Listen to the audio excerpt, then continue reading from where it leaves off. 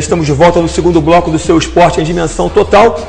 O Flamengo, que tinha um jogo aí que todos esperavam pelo Campeonato Brasileiro no próximo final de semana, aí, Flamengo e Atlético, o Atlético do ex-atleta do Flamengo, Ronaldinho Gaúcho. Era um jogo muito esperado, não só pelos flamenguistas, pelos atleticanos, mas pelos demais esportistas, Juliano. Esse jogo foi adiado. O que rolou aí para que a CBF tomasse essa atitude, né, que a gente não vê isso aí em outros países, na minha opinião, a gente conversava aqui também, a gente achava que não seria a melhor solução, mas por que a CBF tomou essa decisão tão drástica assim? Eu acho que foi um erro, né? Eu acho que isso não acontece, por exemplo, nos campeonatos europeus, né? Só é adiado um jogo por motivo de, né, desastre da natureza, e não é isso, né? O Botafogo, né, falou que não ia ceder, ia ter que parar o Engenhão por 2 semanas para reparar o gramado. É dono do estádio? É o dono do estádio. Tudo, né? A CBF fez uma vistoria, né, avaliou que realmente, né, o gramado precisava de uma pausa por 2 semanas para reparos, só que o Flamengo poderia jogar muito bem, né, em outro lugar. Visto tão claro a contentação do Flamengo, no seu site oficial, né, tem um agradecimento à CBF por esse adiamento, ficando o Flamengo aí, né, com 1 semana e meia para trabalhar. Eu acho que é um momento muito oportuno para o Flamengo, porque tem um treinador novo, né, jogadores chegando, jogadores que vão estrear, no caso aí do Cáceres, né. Eu acho que o Dorival Júnior vai ter um tempo maior, né, para avaliar esses jogadores que não estavam sendo tão utilizados pelo Joel Santana, caso do goleiro Felipe, né, Gueba. Então acho que o Flamengo foi muito bom. Quem não gostou, né, foi o Atlético, tanto pelas declarações do seu treinador Cuca, né, que achou muito estranho esse adiamento, já que o Atlético aí vive um bom momento, né, tá com sua equipe formada, e um Flamengo que estava totalmente em crise. No resumo geral da história, acho que foi muito bom aí pro Flamengo esse adiamento. E como é que ficou o Atlético, né? Porque o Atlético também é envolvido nessa história, não falou nada, achou melhor também. Não, o Atlético não gostou, né? Deu declarações, sua diretoria, o treinador, né? Os próprios jogadores queriam muito esse jogo, o próprio Ronaldinho. A gente não sabe, né, se no próximo jogo, né, marcado, que a CBF marcasse, o Ronaldinho vai estar em campo, até porque pode ter uma contusão, pode ter uma suspensão, e para esse jogo ele estava confirmado no sábado. Então o Atlético não gostou desse adiamento da CBF. Em relação a essa questão do adiamento, né, que segundo o Juliano foi bom para o Flamengo. Até por reforços também. Né? Falar em reforços, Juliano, o Liedson é um jogador que está no mercado, né, é um jogador que está aí, a qualquer momento a diretoria do Flamengo pode fechar com esse jogador. E eu não sei, na sua opinião, você acha que no momento do Flamengo seria bom o Liedson chegar? Bom, com certeza. Eu particularmente gosto muito desse jogador, um jogador, né, profissional, né, apesar dos seus 34 anos, acho que tem muito a render ainda ao futebol, um jogador que já teve uma passagem. Mas né, não vive um bom momento, Juliano. Tá todo mundo assim, tá com a nhaca danada. O torcedor do Flamengo não quer jogador que venha com nhaca, não. Mas tá com certeza tá concordando comigo. Quer um jogador que venha para resolver.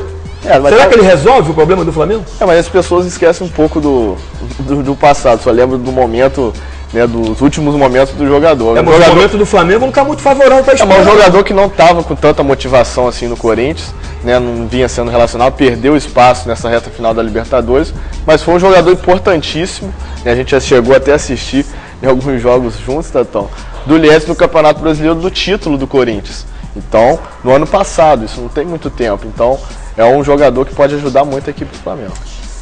Vamos aos nossos convidados de hoje, que é o Leandro do Nascimento e o Denis de Toledo Ribas.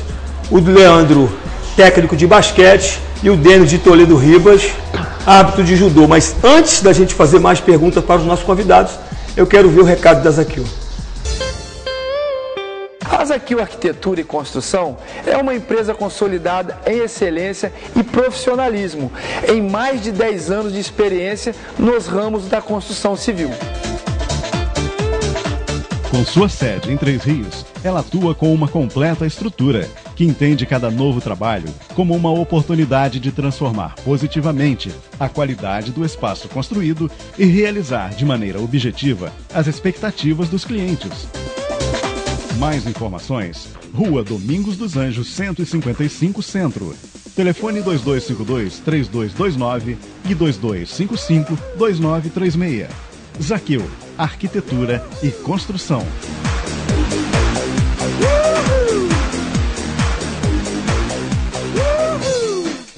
É isso aí, voltando. Vou falar com o Denis de Toledo Ribas, que é árbitro de judô.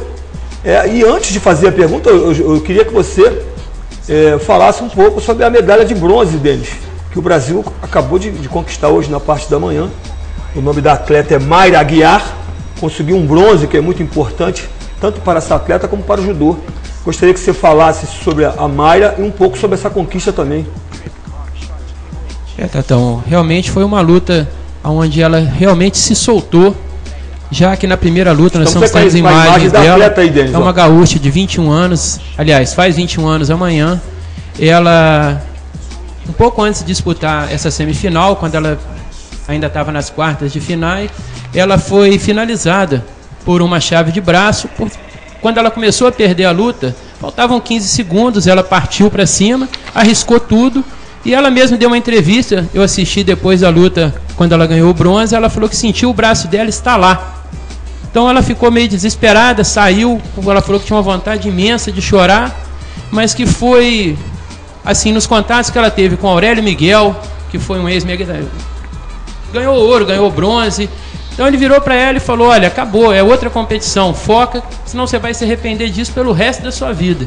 Então ela partiu para cima, realmente se concentrou. É muito difícil para um atleta que entrou, igual ela, número 1 do ranking, entrou para brigar pelo ouro e perdeu. Perdeu para uma americana, que vale ressaltar, que veio passar uma temporada no Brasil. Ganhou a medalha de ouro, né?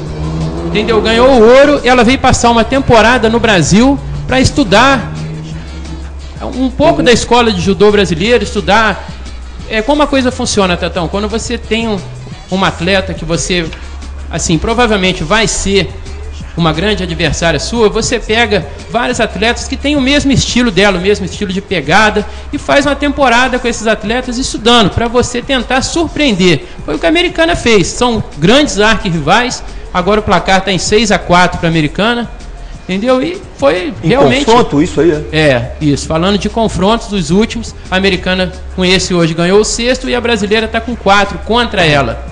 Entendeu? Uma contra a outra. Foi uma grande luta. E ela se superou realmente na luta do bronze. Ela entrou e definiu a luta. Com 1 minuto e meio de combate, ela conseguiu finalizar com o Ippon. Importante essa medalha mesmo, sendo de bronze, né, para as pretensões do judô aqui em 2016 também, né? Realmente, foi muito importante, Tatão. A escola de judô brasileira é uma escola muito forte. Ela é atrapalhada, sim, pela política da federação, da confederação, entendeu? E isso que atrapalha, em grande parte, o judô brasileiro. Denis, inclusive, né, interessante, as nossas 2 medalhas de bronze, né, com a Mayra Aguiar e com o Felipe Catadai, no peso ligeiro feminino, né, peso ligeiro feminino, peso ligeiro masculino, que é até 48 quilos, e a nossa medalha de ouro com a Sara Menezes. Né, tivemos algumas, né, desclassificações da Érica Miranda, Leandro Cunha, Rafael Silva, Bruno Mendonça, Mariana Silva, né, e do Leandro Guilheiro, que era favorito, né, foi o baque maior, né, que é o atleta mais experiente, da Maria Portela e Thiago Camilo. Mas mesmo assim, né, tem os pontos positivos, né, o Brasil, né, por medalhas, foi a melhor participação do Brasil em Jogos Olímpicos, né, está sendo em Londres. Ainda temos, né, esperança amanhã com Rafael Silva e a Maria Suelen, né, na categoria meio pesado. Então acho que o Brasil está fazendo uma excelente campanha. O coordenador técnico da seleção brasileira, o Ney Wilson, né, que levou 14 atletas, acho que cumpriu o primeiro objetivo, e agora vindo essas medalhas, né, interessante no peso ligeiro, né, vamos torcer aí que o peso meio pesado também consiga alguma medalha no dia de amanhã, que encerra aí o ciclo de judô nas Olimpíadas. Saindo do judô um pouquinho, Leandro, falando do basquete, falando do projeto de vocês aqui do América, nós falamos no primeiro bloco sobre reformulação. Esse ano vocês não estão disputando o Campeonato Carioca, mas estão disputando uma outra competição. Gostaria de deixar o espaço para que vocês pudessem falar um pouco mais sobre o trabalho de vocês.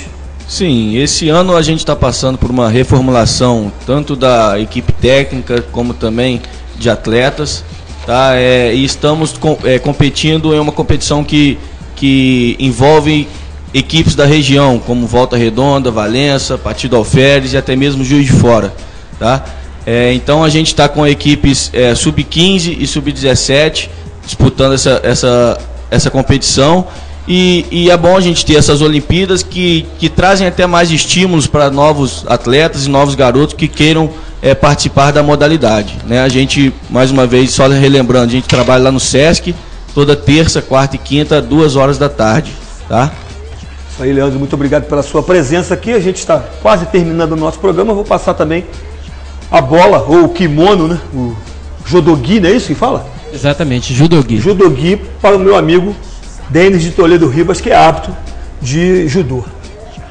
Exatamente, Tatão. Conforme o Juliano falou, uma das grandes esperanças seria o Leandro Guilheiro. É onde eu te falei que eu não concordo com certas coisas da arbitragem. Quando você faz o curso, te passam uma coisa. Na prática é outra. Por exemplo, ali durante a luta do Leandro Guilheiro, o adversário dele, a luta que desclassificou, ele tirou ele da luta pela medalha, o adversário dele, por várias vezes, entrou em queda e se projetou ao chão, largando ele, entendeu? Caindo de barriga no chão. Isso claramente é um antijogo. Ele deveria ter sido punido por um Shido, coisa que ele não levou. E ele fez isso umas 2 vezes seguidas. Se ele tivesse tomado esse Shido ali, a luta seria empatada e partiria para o Golden Score. E no caso do Leandro ali, por ele ser o número 1 do mundo, ele passa a ser o atleta mais estudado pelos adversários. Isso joga um peso muito grande em cima dele. É onde eu não concordo com essa coisa da arbitragem aí, voltando nesse assunto, de fazer vista grossa, deixar a luta rolar, você acaba cometendo erros. Infelizmente, passado é passado. Obrigado, Denis, pelas suas explanações. E a Juliano, para fechar? Vou fechar só o relacionado ao basquete aqui do Leandro, agora o basquete das meninas, feminino. Né, não está indo muito bem, mas ainda há esperança. Né, o Brasil que joga contra o Canadá. Né, o Canadá praticamente é freguês, né, do basquetebol feminino, né, mas cresceu muito de produção. Vamos torcer que as meninas do basquete consigam um bom resultado contra o Canadá, para depois enfrentar as donas da casa. Né, o Brasil que tem que ganhar os 2 próximos jogos para conseguir a sua classificação para a próxima fase. E então, as últimas notícias, né, ainda do futebol. Pela Copa Sul-Americana tivemos ontem, né, o Botafogo e Palmeiras, mas também tivemos aí o São Paulo, vitória maiúscula do São Paulo, né, fora de casa contra o Bahia, 2-0, com gol de falta do Rogério Ceni. E volta do Guerreiro. Volta do Guerreiro. E a aposentadoria do lateral esquerdo, né, campeão do mundo pelo Brasil, Roberto Carlos, que anunciou oficialmente a sua aposentadoria e provavelmente vai ser diretor no Real Madrid. Aposentar bem, né? Gente, nós estamos finalizando o nosso programa.